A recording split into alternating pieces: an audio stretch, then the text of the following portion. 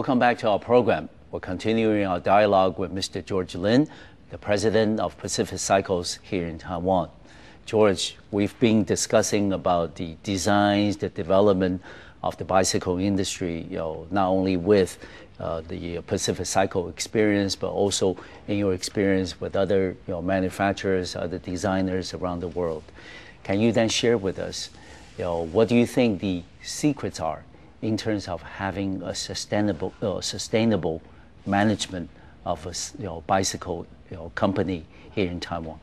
I think for Pacific Cycle, yes, to have a sustainable development, yes, number one is don't try to grow too big. Okay.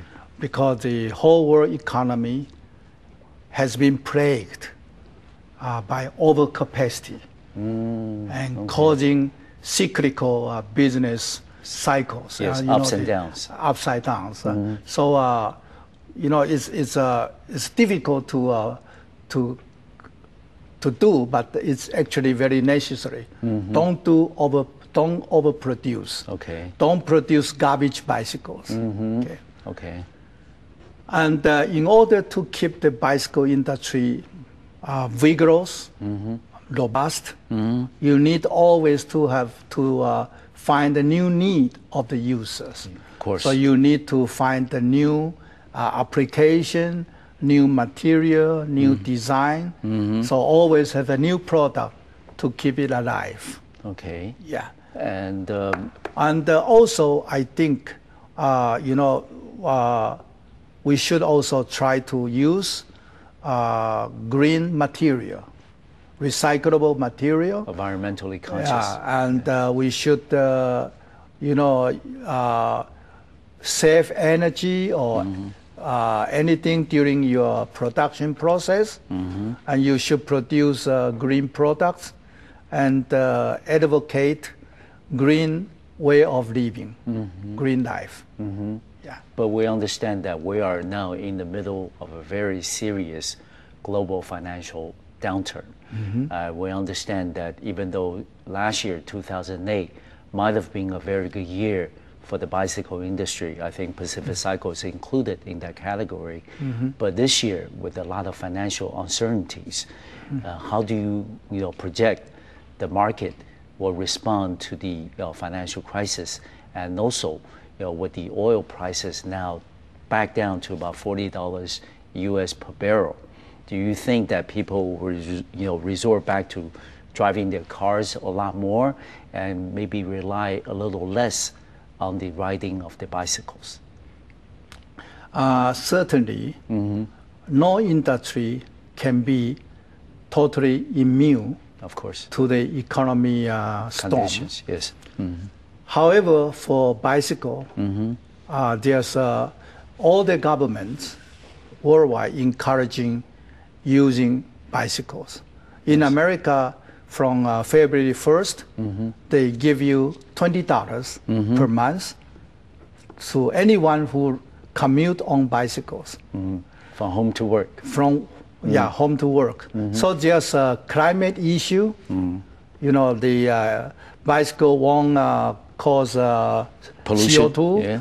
And there's energy issue. Even the petrol is cheaper. And there's also urban traffic congestion issue. And there are also, the rise of low-cost lifestyle. That's right.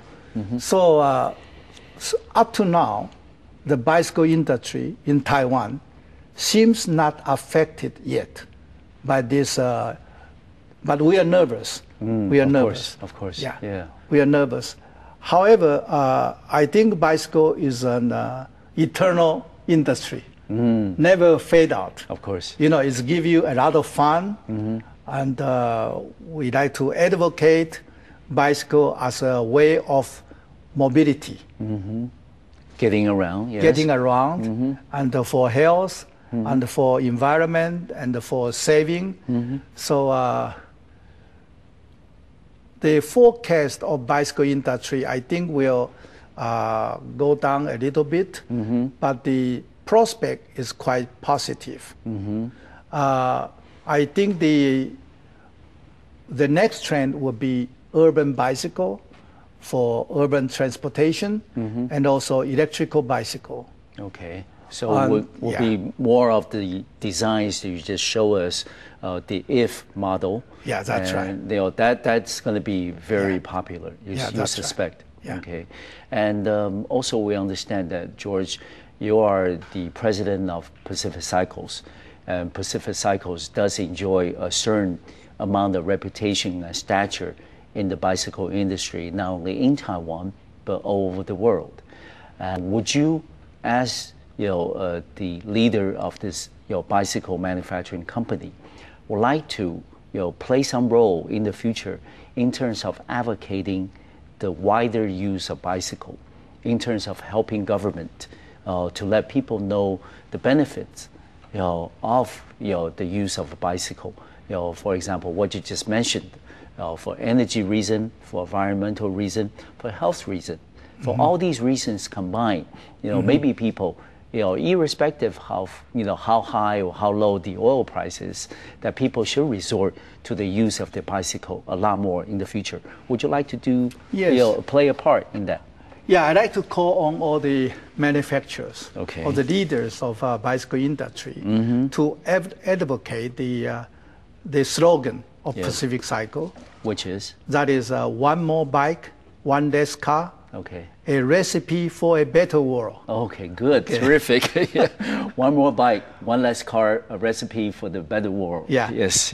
Okay, I'm learning quick. Yes. And how would you like to advocate that? How do you go about doing that? Everyone ride bicycle. Yeah. Just show it to other people, to influence your friends. Yeah. And does Pacific Cycle have any plan or for any events for the remainder of 2009 to try to promote this idea a lot more in Taiwan? Actually, wherever I trip, I go, I carry my own bicycle. Yes. A lot of time I come to Taipei, I ride bicycle from airport, from the train station to 101 or to the art museum on bicycle. Oh, really? On carry me. Okay. So personally, I rode the bicycle. I show other people bicycle is a good thing. Even travel internationally. And also I attend all the government meetings. Okay. Actively involved in their planning of building the bikeways. Yes. That's very important. Yes. Not to just building bikeways in the riverside or scenery areas. That is little use. Yes. So in the city. Yes. And I give a lot of suggestions. Of course, we sponsor a lot of bicycle ride events every year. Yes. Yeah. And also I give a lot of speeches. Of course. I understand that you be speaking at the different clubs and community groups in terms of advocating the benefits of riding a bicycle. Right. And finally, my final question would be, George, then do you think that our government, especially in a year of a lot of financial uncertainty, and also in a year when our president has advocating the green use of technology, of energy, and in different areas, would you think that our government can do more? Maybe not at the central level only, but also at the local government level to help to spread the use and the benefits of the use of bicycle?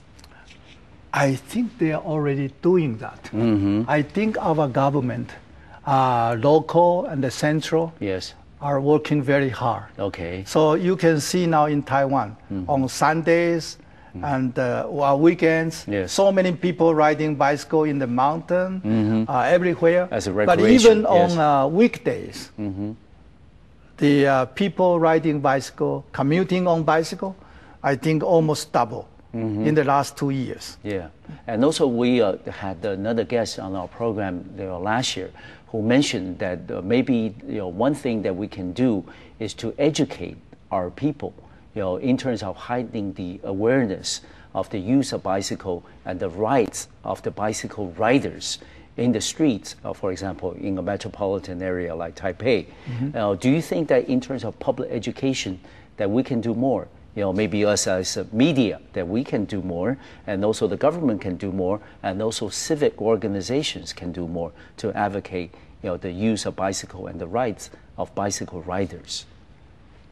Yes. Yes, I hope so. Yeah. Do you see other cities around the world that are doing much better in this regard? We often talk about Seattle or Portland in the States. Do you think those cities have a lot? Portland, Seattle are exceptions. Yes, they're the bicycle heavens of the world. Yes, but I had experience in London. That's terrible. Yeah, and Tokyo is very, very terrible. Difficult. Yes. Tokyo, every 10 minutes you have a curve. Yeah. You have to stop. You have to start again. Yeah. Tokyo is, but there's so many people riding bicycle in Tokyo. Yes. And they are, mixing each other. Yeah, it's a very good exercise. Quite good. Especially in Tokyo. Yeah. Yes. Yeah. And so I think Taiwan has a good opportunity to develop into a nice place for bicycle transportation. Yeah, we look for your leadership in that aspect. Thank you very much, Mr. George Lin, to be on the Taiwan Outlook, and hopefully in the future we'll have you back on the program again. Thank you for having me here. It's a pleasure. And thank you for watching. I'll see you next time on Taiwan Outlook on Macroview Television. Thank you.